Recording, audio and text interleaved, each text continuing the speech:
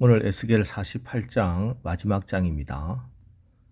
제사장이었던 에스겔은 2차 포로로 바벨론에 잡혀간 사람입니다.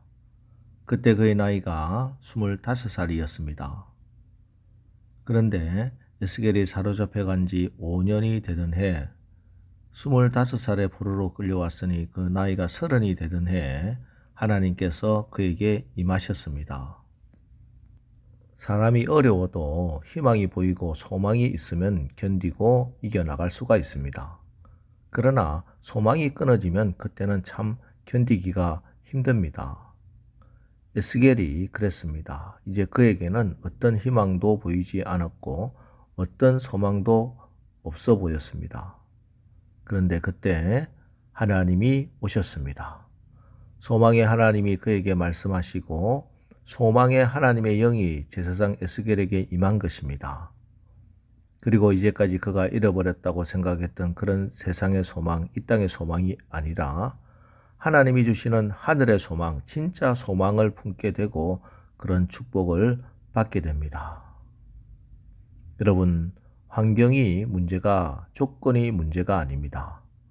우리 하나님은 일을 행하시는 여호와, 그것을 만들며 성취하시는 여호와 하나님이십니다. 하나님이 하시고자 하면 안 되는 일이 없습니다. 그러니 이 세상의 환경과 세상 사람들에게 소망을 두지 마시고 하나님께 소망을 두시기 바랍니다. 하나님께 소망을 두는 자, 하나님이 주시는 소원을 품으면 하나님께서 다 이루어 주실 줄 믿으시기 바랍니다. 그럼 그 하나님의 소망이라는 것이 어디에 있습니까? 바로 성전의 회복이었습니다. 그렇습니다.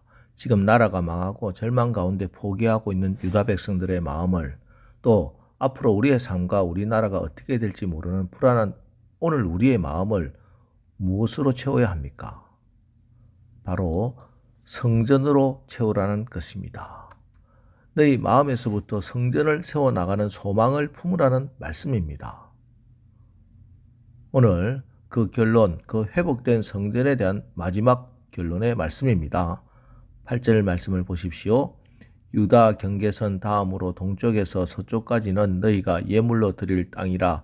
너비는 25,000척이요 길이는 다른 목새의 동쪽에서 서쪽까지와 같고 성소는 그 중앙에 있을지니. 성소가 중앙에 있다 말씀하십니다. 10절도 보겠습니다. 이 드리는 거룩한 땅은 제사장에게 돌릴지니 북쪽으로 길이가 25,000척이요 서쪽으로 너비는 10,000척이요 동쪽으로 너비가 10,000척이요 남쪽으로 길이가 25,000척이라. 그 중앙에 여호와의 성소가 있게 하고, 성소가 중앙에 있어야 합니다. 중앙에 늘 성소가 있는 그것이 성전의 회복이고 회복된 성전입니다.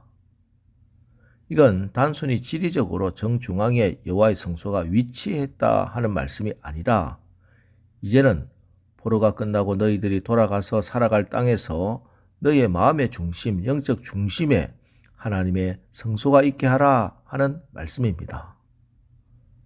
처음부터 그랬지요. 출애굽한 이스라엘 백성들 가나안 땅으로 직접 보내지 않으시고 시내 광야 시내산으로 보내서 1년간 머물게 하시면서 십계명 율법을 주시고 또 성막을 만들게 하셨습니다. 그리고 이스라엘 백성들이 행진할 때 늘 성막을 중심으로 이동하라 말씀하셨습니다. 그리고 그들이 움직이지 않고 머물 때 진칠 때도 성막을 중심으로 진치고 살아야만 했습니다. 모든 중심은 성막 중심, 성전 중심, 성소, 지성소 안에 있는 언약궤에 있는 하나님의 말씀 중심으로 살라는 뜻이었습니다. 너희들의 망한 유대는 무너져버린 솔로몬 성전은 성소 중심, 말씀 중심, 언약 중심으로 살지 못했지만 이제 돌아가면 하나님의 말씀이 가운데 있는 하나님의 성전 중심으로 살라는 뜻입니다. 여러분, 오늘 에스겔 마지막 장에서 다시 한번 우리 하나님 말씀하십니다. 성소 중심, 성전 중심, 말씀 중심으로 살아라. 그럴 때 너희에게 참 회복과 부흥이 일어날 것이다.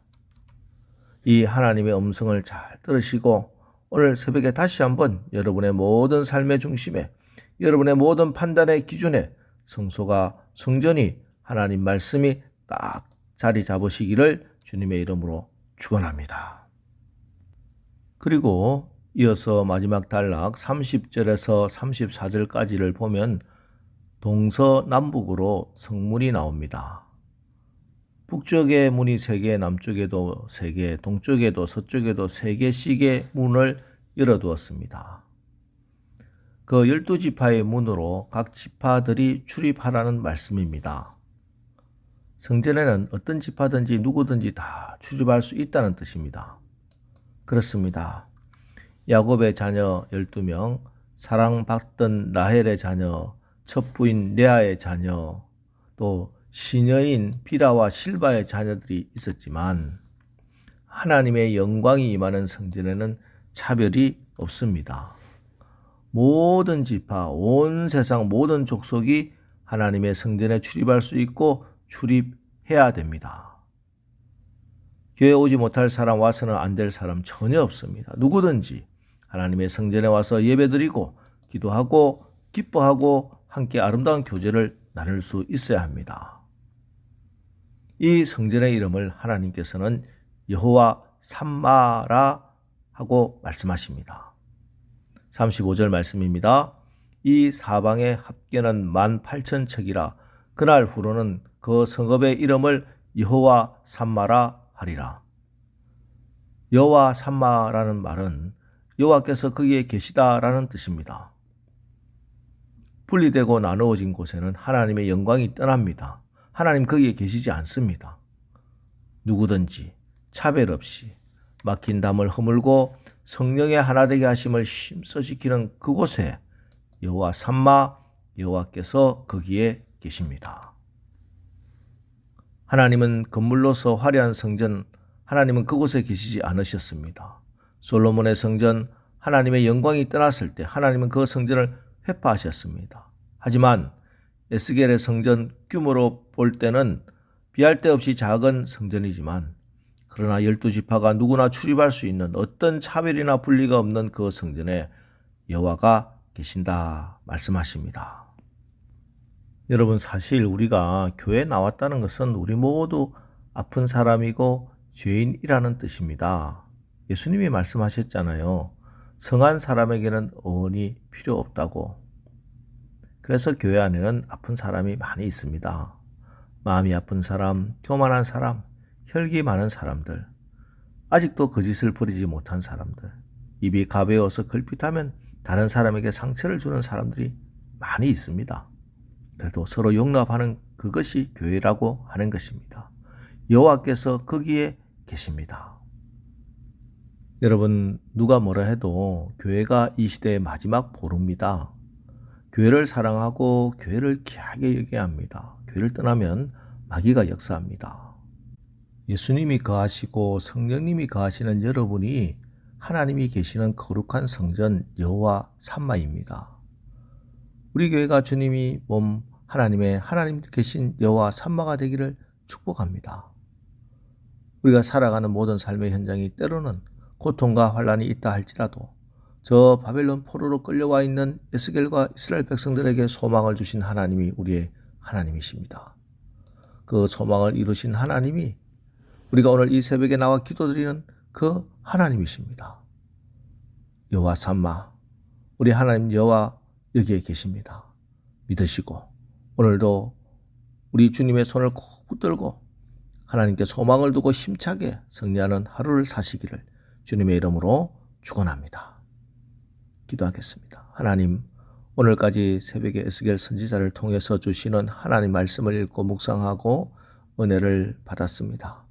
하나님의 징계와 심판 가운데서도 언제나 당신의 자녀에게 소망을 주시는 하나님은 우리에게 너희의 무너진 성전을 수축하라고 다시 성전을 꿈꾸고 성전에 대한 소원을 품으라. 그것이 회복이라고 말씀하십니다. 주님, 우리가 우리의 마음의 성전과 우리가 섬기는 교회를 살피고 무너진 곳 다시 수축하고 갈라진 곳은 메꾸고 떨어져 나간 것은 다시 붙이는 그런 복된 자들 되게 하옵소서. 늘 그 중심의 성소가 하나님 말씀이 있게 하시고 여호와 삼마 하나님이 계신 성전이 되게 하옵소서. 그래서 우리가 어떤 상황에서도 하나님이 주시는 소망을 붙들게 하시고 믿음으로 하나님의 영광을 보는 우리의 삶이 되게 하옵소서. 예수님의 이름으로 기도합니다. 자, 이제 주여 오늘 하루도 우리가 성전을 중심에 두고 어떤 상황에서도 하나님이 주시는 소망을 붙들게 하시고 믿음으로 하나님의 영광을 보게 하옵소서. 우리 합심해서 기도하고 나가겠습니다. 우리 기도하겠습니다.